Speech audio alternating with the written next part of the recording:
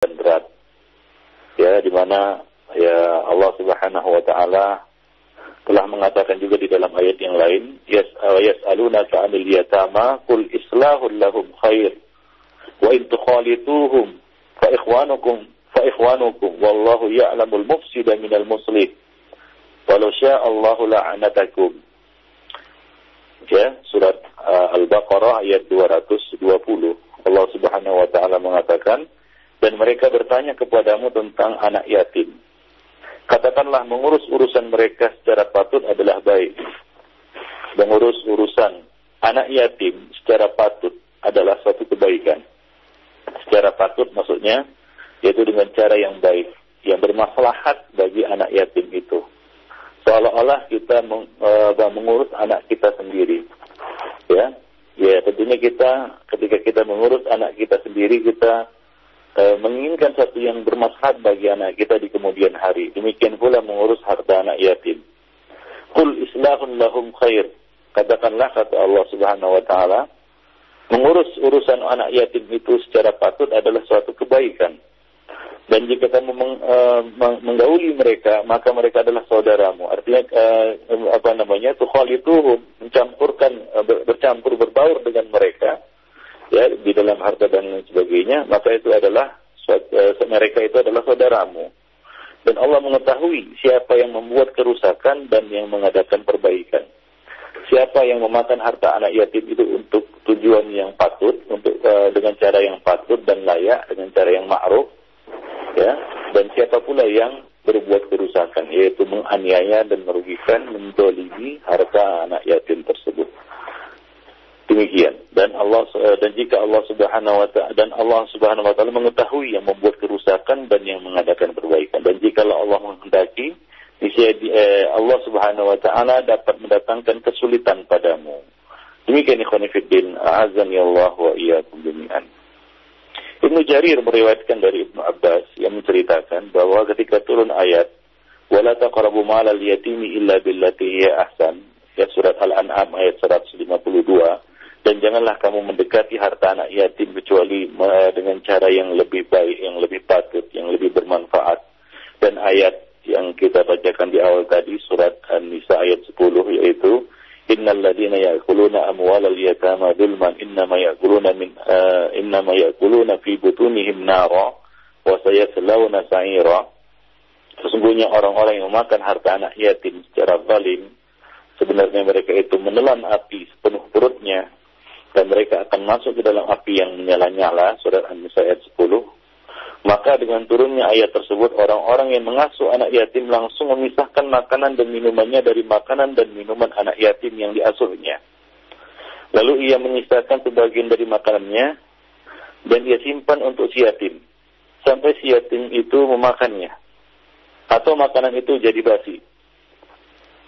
Karena hal itu menyulitkan mereka, yaitu menyulitkan para pengasuh anak yatim, maka mereka pun melaporkan, mengadukan hal ini kepada Rasulullah sallallahu alaihi wasallam. Maka Allah Subhanahu wa taala pun menurunkan ayat surat Al-Baqarah ayat 220, wa yas'alunaka 'anil yatama qul islahul lahum khair wa in tukhalituhum fa ikhwanukum fid din. Yang artinya, dan mereka bertanya kepadamu tentang anak yatim, katakanlah bahwa mengurus urusan mereka secara patut adalah suatu kebaikan. Dan jika kamu berbaur dengan mereka, maka mereka itu adalah saudara-saudaramu seagama. Demikian ikhwan fillah. Setelah itu pun, setelah ayat ini turun, mereka pun menggabung makanan dan minuman mereka dengan makanan dan minuman anak yatim itu. Demikian ikhwan fillah, azani Allah wa iyyakum jami'an. Ya. Jadi Allah mengatakan di sini, kul islahun lahum khair. Katakanlah mengurus urusan mereka secara patut adalah satu kebaikan. Ya, yaitu apa? Ya, mengelolanya dengan baik dan tidak memudaratkan harta tersebut, ini adalah suatu kebaikan. Dan Allah mengatakan wallahu ya'lamul mufsida minal muslih.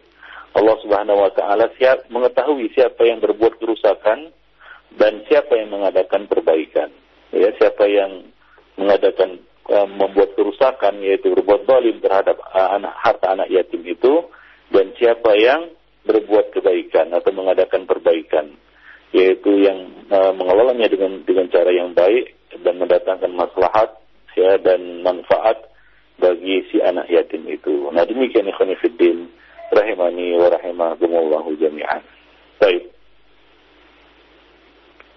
Dari situ dapat kita ambil satu kesimpulan ikhwan fillah bahwa mengelola dan mengurus anak yatim ini adalah satu tanggung jawab yang besar dan berat, membutuhkan kecakapan dan keahlian, yang membutuhkan ilmu pengetahuan, membutuhkan suatu kecakapan di dalam mengelola harta, memanajemen harta sehingga bermaslahat bagi si anak yatim itu, ya. Dan ancaman yang berat bagi orang-orang yang berbuat zalim, berbuat aniaya, memakannya dengan cara yang batil, dengan ancaman yang berat, yaitu apa? Seolah-olah mereka sedang memenuhkan ya perut-perut mereka itu dengan ya api yang menyala-nyala, ya. Mereka menelan api sepenuh perutnya, yaitu memenuhkan perutnya dengan api, dan mereka akan masuk ke dalam api neraka yang menyala-nyala. Demikian pula di dalam hadis, ya, itu termasuk salah satu dari 7 dosa besar yang membinasakan. 7 dosa besar yang membinasakan, yaitu memakan harta anak yatim dengan cara yang baik. Maka bagi para pengelola, pengasuh, wali anak yatim, hendaklah ya mereka bertakwa kepada Allah Subhanahu wa taala. Ya, ketahuilah bahwasanya ini adalah suatu kebaikan. Ya, mengelola dan mengurus anak yatim itu adalah suatu kebaikan. Ya, Allah Subhanahu wa taala mengatakan kul islahun lahum khair. Katakanlah, ya, mengurus mereka dengan cara yang patut itu adalah satu kebaikan. Demikian pula Rasulullah sallallahu alaihi wasallam mengatakan tadi, ana wa kafilul yatimi fil jannah hakada. Aku dan pengasuh anak yatim itu di dalam surga seperti ini, kata Nabi, yaitu seperti jari telunjuk dan jari tengah yang saling berdampingan dan tidak berjauhan. Yaitu dekat kedudukannya nanti pada hari kiamat dengan Rasulullah sallallahu alaihi wasallam. Nah, demikian ikhwan fillah, azanillahu wa iyyakum jami'an, berkaitan dengan masalah dosa yang ke-13, yaitu memakan harta anak yatim dengan cara yang zalim, ya. Nah, kemudian ada satu masalah, ya, bagi pengelola dan pengurus harta anak yatim ini, apakah mereka mengeluarkan zakat dari harta anak yatim itu? Ya, apakah mereka ada kewajiban zakat pada harta anak kecil atau harta anak yatim misalnya, ya, dan dan haruslah mereka mengeluarkannya.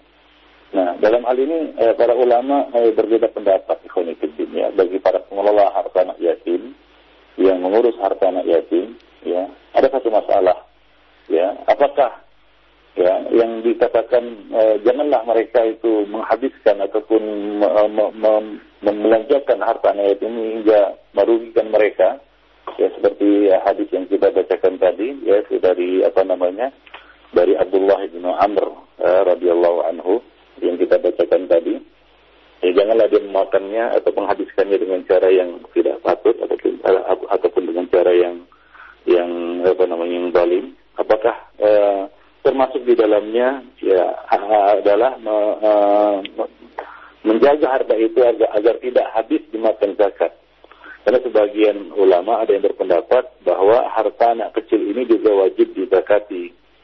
Harta anak kecil ini juga wajib dizakati, dan tentunya anak yatim termasuk anak kecil yang memiliki harta, ya. Apakah hartanya juga harus dizakati atau tidak? Nah, di sini ada masalah di kalangan para ulama. Ya, para ulama berbeda pendapat di dalam masalah ini. Ya, ada yang berpendapat, ya, naskah tentang kewajiban zakat itu bermakna umum, ya, mencakup anak kecil dan orang gila.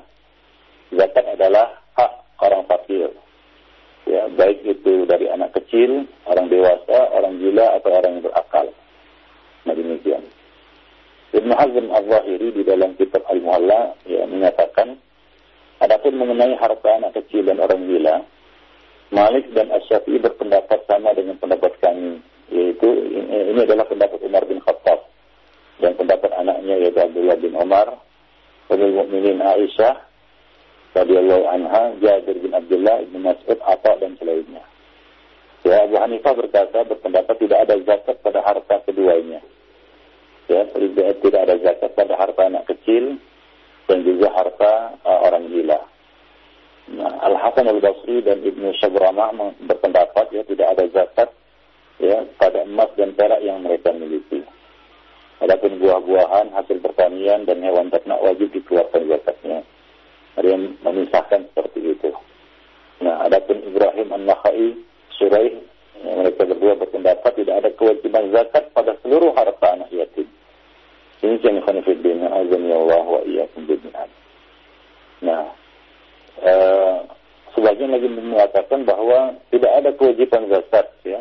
Ada kewajiban zakat pada anak kecil tersebut. Nah, kemudian ada yang memisahkan juga antara zakat fitrah dan zakat harta. Ya, zakat fitrah harus dikeluarkan dan ada pun zakat harta ya tidak harus dikeluarkan dari mereka. Ala kulli hal ikhwan fillah azani Allah wa iyyakum jami'an, terlepas dari manakah yang lebih rajih ya dari dua pendapat ini atau dari pendapat-pendapat tersebut, ya intinya adalah janganlah kita membiarkan harta yatim itu ya habis begitu saja untuk mengurusnya atau untuk memeliharanya, untuk memelihara anak yatim itu, baik itu dibelanjakan untuk kemaslahatan mereka atau untuk dimakan sekedar dengan cara yang patut dan layak bagi si pengelolanya, ataupun karena dikeluarkan zakatnya, minimal itu zakat fitrah ya, hingga ketika anak itu dewasa ataupun tiba waktunya untuk menyerahkan harta itu kepadanya, ya ia tidak memiliki harta lagi. Nah, demikian ya khonifuddin, azani Allah wa iyyakum jami'an. Baik. Demikianlah ya berkaitan dengan masalah zakat ya bagi harta bagi anak kecil, ya, zakat bagi anak kecil. Adapun Syalbani berpendapat bahwa ketika dia ditanya, ya, ketika beliau Syalbani ditanya tentang zakat harta anak yatim, ya beliau menjawab tidak ada kewajiban zakat atas harta seseorang yang belum mencapai usia baligh, menurut pendapat yang rajih. Artinya ya tidak ada zakat, tidak ada kewajiban zakat atas hartanya. Wallahu a'lam bishawab. Nah, demikian khonifuddin azani Allah wa iyyakum jami'an. Jadi ya kembali kita kepada masalah harta anak yatim ini, hendaklah ya pengelola dan pengurus harta anak yatim itu ya benar-benar takwa kepada Allah Subhanahu wa taala di dalam mengurusnya. Janganlah sampai amal soleh ini justru menyebabkan ia jatuh dalam satu larangan yang berat ataupun satu ancaman yang besar, yaitu dia masuk dalam golongan orang-orang yang memakan harta anak yatim dengan cara yang zalim. Ya, jadi ini adalah satu keutamaan Allah Subhanahu wa taala menganjurkan kita untuk memelihara anak yatim, ya, untuk memperhatikan urusan anak yatim, ya. Nah, dan memuji orang-orang yang mengurusnya, orang wali-wali yang mengurusnya. Namun demikian, ya hendaklah seorang itu janganlah dia lalai di dalam mengurusnya ataupun zalim di dalam mengurus harta anak itu hingga ia makan harta itu dengan cara yang batil, ya memakan harta anak yatim itu dengan cara yang batil. Nah, demikianlah ikhwan fillah azani Allah jami'an berkaitan dengan dosa besar yang ke-13, yaitu memakan harta anak yatim secara zalim. Nah di sana ada hadis-hadis yang sebenarnya tidak sahih ya berkaitan dengan ancaman orang-orang yang memakan harta anak yatim. Ya, seperti misalnya hadis yang disebutkan tentang kisah Isra Mi'raj, ya, bahwa ya Nabi SAW bertemu dengan orang-orang yang yang memakan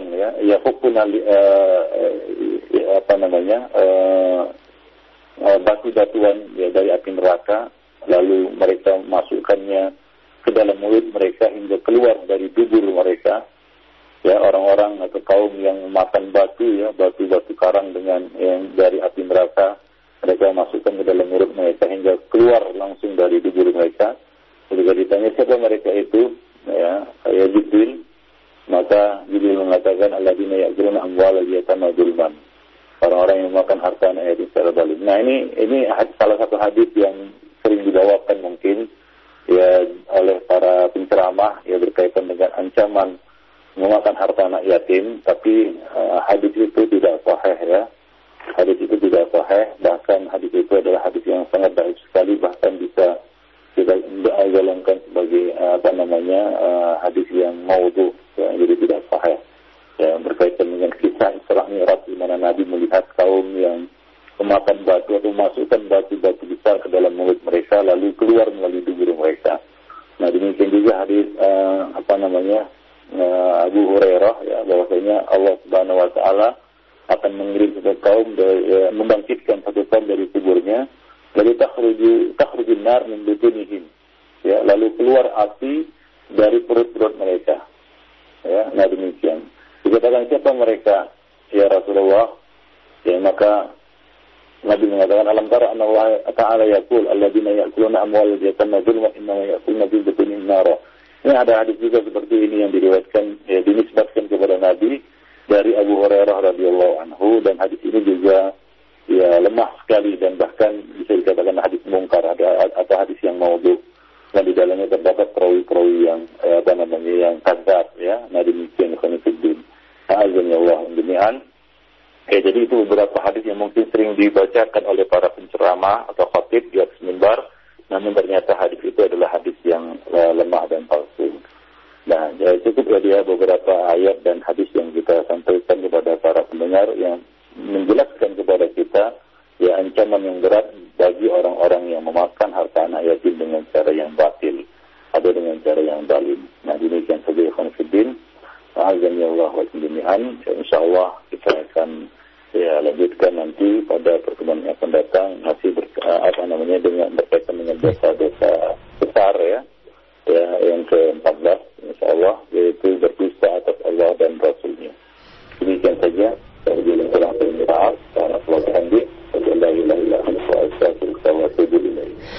Baik, ya, terima kasih banyak Ustaz atas penjelasan antum. Syukran jazakallahu khair wa barakallahu fik. Dan demikianlah ikhwatal iman rahimani wa rahimakumullah, pendengar Radio Roja, semoga Allah rahmati dan muliakan. Pembahasan yang disampaikan oleh Ustaz Abu Ihsan Al-Maidani hafizahullah taala mengenai bahaya dosa memakan harta anak yatim secara zalim, dan mudah-mudahan apa yang beliau sampaikan bermanfaat bagi kita semua. Dan selanjutnya akan kami buka sesi tanya jawab bagi Anda yang ingin bertanya langsung. Silakan Anda bisa menghubungi kami di line telepon di 0218236543 atau di pesan singkat di 0819896543. Dan untuk kesempatan pertama kita akan angkat pertanyaan di line telepon. Ya, halo. Waalaikumsalam warahmatullahi wabarakatuh. Dengan siapa, dari mana Pak? Dari Purwakarta, Bapak Ustaz. Dengan Bapak siapa? Dengan Bapak Ahmad. Pak Ahmad di Purwakarta, silakan Pak Ahmad. Gini, saya punya masalah keluarga Pak Ustaz, ya. Yang mana kami itu punya keluarga 13 sebetulnya. Nah, dari dulu harta tuh udah dibagi-bagikan, sementara sekarang ada sisa. Waktu dibagikan orang tua masih komplit. Sekarang orang tua perempuan yang masih tersisa. Nah, untuk harta yang dari dulu sampai sekarang itu bisa dihitung semua atau gimana ya? Itu aja ya. Assalamualaikum warahmatullahi wabarakatuh. Waalaikumsalam warahmatullahi wabarakatuh. Silakan Ustaz. Ya, kurang jelas tadi pertanyaannya ini. Betul. Apakah itu harta warisan atau harta dibagi-bagikan itu harta hibah atau bagaimana? Ya tentunya harta, ya, berkaitan dengan harta, ya kita mengetahui bahwa harta hibah itu harus dibagi secara rata ya kepada anak-anak. Ya tidak boleh menurut perhitungan hukum warisan. Ya, Nabi mengatakan dulu baina auladikum, berlaku adillah kepada anak-anak kamu. Nah, ini berlaku juga di dalam bab hibah. Jadi kalau itu harta yang dibagi-bagikan itu adalah dalam bentuk hibah, maka itu harus dibagikan secara sama rata kepada anak-anak laki-laki maupun perempuan. Ya, tidak ada berlaku di sini bagian anak laki-laki 2 kali lipat bagian anak perempuan. Nah, kalau harta itu adalah harta warisan, maka dibagilah menurut kaedah-kaedah warisan yang telah dijelaskan oleh Allah Subhanahu wa taala di dalam Al-Qur'an, ya. Nah, demikian. Di mana anak laki-laki mendapat bagian 2 kali lipat dari bagian anak perempuan. Nah, demikian. Dan juga berkaitan berkaitan dengan istri ya, dengan istri tentunya Allah Subhanahu wa taala telah memberikan bagian juga bagi istri ya. Kalau